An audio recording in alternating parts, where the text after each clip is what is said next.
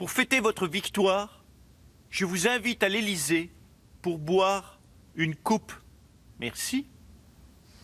Ah, comme disait Michel Blanc, oublie que t'as aucune chance, sur un malentendu, ça peut marcher.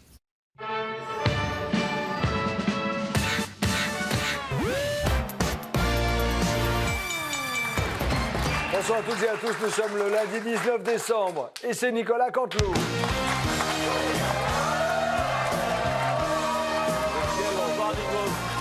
Il manque plus que le striptease là. Voilà. Alors écoutez, ce soir, je suis venu vous parler de la dame au chapeau. Geneviève de Fontenay. Non, pas tout faux. Non, c'est de ma faute. Non, c'est la dame qui porte le chapeau. Ah, pour pas être pareil. exact. Oui, vous voulez C'est parler de... Christine Lagarde. Ben oui, évidemment, parce qu'elle a été déclarée coupable de négligence par la Cour de justice dans l'affaire Tapie. Voilà, pour résumer, en fait, elle porte le chapeau pour Sarkozy. En fait, qu'est-ce qui s'est passé? C'est que Tapie a soutenu Sarkozy, et quand Sarkozy est passé en 2007, il a dit à Christine Lagarde, tu lui donnes un pourboire de 400 millions d'euros, et on n'en parle plus. Enfin, 400 et des poussières. Ouais. D'où l'expression, mettre les poussières sous le tapis. D'accord. Le premier titre, ce sont les primaires de la gauche qui sont officiellement lancées avec nous. Arnaud Montebourg. Bonsoir, monsieur. Bonsoir le gars, Liagrache. Alors écoutez, avant de commencer, j'ai une petite surprise pour vous. Regardez ce pot, ce petit pot de glace anodin. Ouais. Eh bien, il est fabriqué en France par un type génial qui invente, qui est créatif, qui est novateur, qui fait des nouveaux parfums. Là, c'est une glace aux asperges. C'est bon, moi. C'est dégueulasse, mais c'est made in. Lorsque vous étiez ministre sous François Hollande avec Manuel Valls, vous étiez là, vous souteniez François Hollande. Comment vous allez faire pour vous en dédouaner maintenant que vous êtes candidat? La grande différence avec Valls, c'est que j'ai fait des conneries aussi, mais moins longtemps parce que j'ai été viré avant. C'est important de le souligner, Liagrache. Il y a une nuance. Alors, vous proposez une mesure choc de votre campagne. Tout à fait. Vous dites qu'il faut diviser par 2 le nombre de députés au sein de l'hémicycle. Pourquoi vous ne l'avez pas fait quand vous étiez en place, quand vous étiez ministre, monsieur? Attendez, mais Liagrache, mais vous l'imaginez pas, j'étais sous pression, Ah bon? sous l'autorité de Hollande, hein, avec son côté bulldozer, son côté moi je tranche et puis c'est tout, c'est comme ça et c'est pas autrement, hein, son charisme. Ah, ouais, bon. Est-ce que ça se voit que je me fous de votre gueule? Si peu. Le second titre, c'est le journal du dimanche selon lequel Michel Polnareff aurait été vu au bar d'un palace à sa sortie d'hôpital. Alors Michel Polnareff a tweeté, c'est une coupette, hein, j'ai le droit, où est le problème? Docteur Philippe Douste-Blazy, bonsoir. Est-ce que c'est dangereux de boire de l'alcool alors qu'on a été hospitalisé Écoutez, ce que je peux vous dire en tout cas, c'est que c'est une très bonne méthode pour se soigner. Autant la cigarette, ça ne marche pas, autant boire de l'alcool, ça permet de se soigner. Vous pouvez soigner un cancer, le sida, un herpès, une amputation. Ça vous soignez tout avec ça. Vous dites n'importe quoi, boire de l'alcool comme ça. Je vous garantis que c'est une méthode qui marche. Ça a été mis au point dans les années 50 par le docteur Jacques Daniel.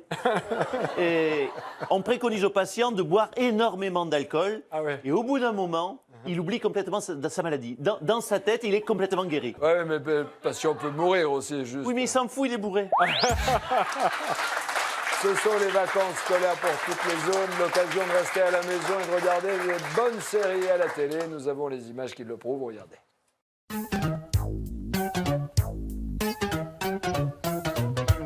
Et là qui va là? Et là ça va pas?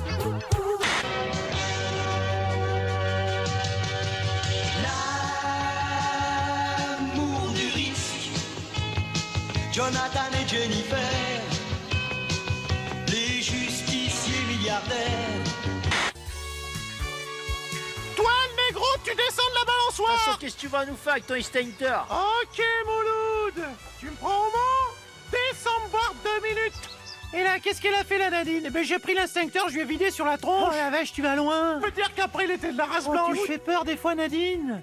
Oh, t'es trop drôle, tout l'instincteur sur la tronche. Ouais, on est les drôles de l'âme. Ouais, mais les drôles de l'âme, racistes, hein.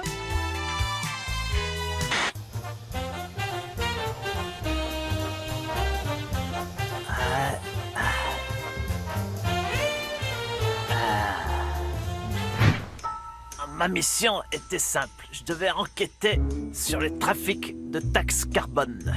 Et pour cela, m'infiltrer à l'intérieur de la COP22. C'était un enjeu essentiel pour l'avenir de la planète. Malheureusement, à ce moment précis, il m'arriva une tuile. Jean-Louis, il y a une fête chez René. Ouais, j'en suis. Inspecteur, où en est l'enquête? Bon, eh bien, merci, inspecteur.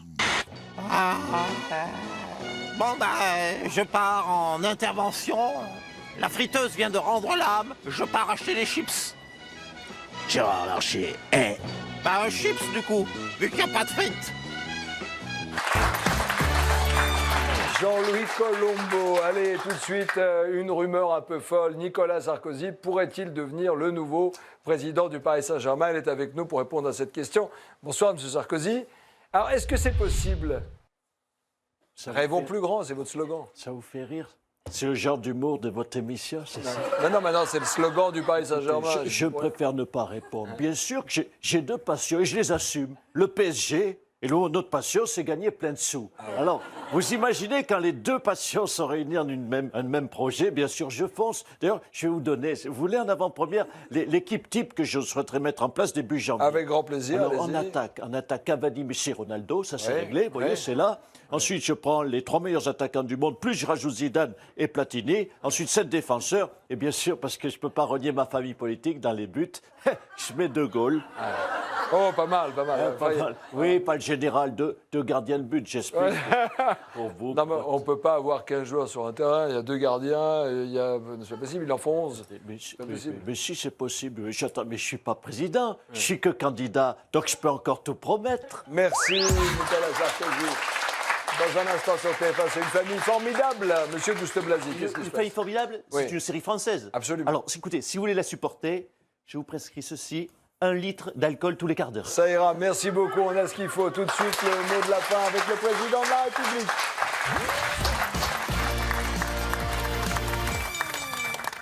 Mes chers compatriotes, idée de cadeau pour Noël. Le jeu des 777 erreurs, inspiré de mon bilan. Merci.